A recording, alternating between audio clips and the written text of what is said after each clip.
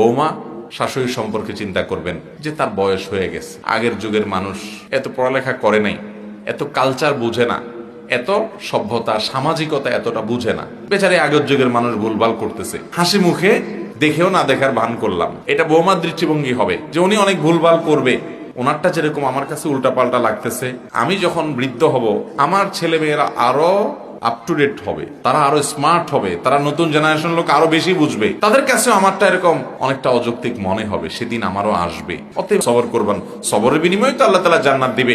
বড়দেরকে সম্মান না করলে নবী সাল্লাল্লাহু আলাইহি ওয়াসাল্লাম সে আমার উম্মত না।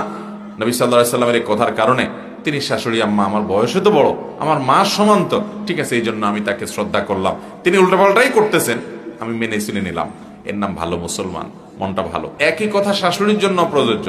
শাশুড়ি চিন্তা করবেন সে পরের ঘরের মেয়ে, মা বাপ সবাইকে ফেলে রেখে আসছে, আমাদেরকে আপন করে নিছে, পরের ঘরের মেয়ে কি আর আমার নিজের পেটের মেয়ের মতো হবে? তার কাছ থেকে সব আমি কিভাবে আশা করি? কিছু জিনিস এরকম হবে উল্টাপাল্টা, তার উল্টাপাল্টায় তাকে পাবে, সে এগুলা করলে এগুলোর জন্য প্রায়শ্চিত্ত সে ভোগ করবে। আমার দ্বারা যাতে তার অধিকার নষ্ট না হয়, তার কষ্ট যেন না হয়, আমি যেন আমার ছেলের সাথে তার ব্যাপারে কানভারি করে তাদের দাম্পত্য জীবনের স্বামী স্ত্রীর মধ্যে দূরত্ব সৃষ্টি না করি, করলে আমার ছেলেরই কষ্ট হবে, আমার আমল নষ্ট হবে। থাক, তার আমল নষ্ট করে সে আল্লাহর কাছে জবাবদিহি করুক। এরকম বড় মনের মানসিকতা শাশুড়িকেও ধারণ করতে হবে। এইভাবে প্রত্যেকটা ক্ষেত্রে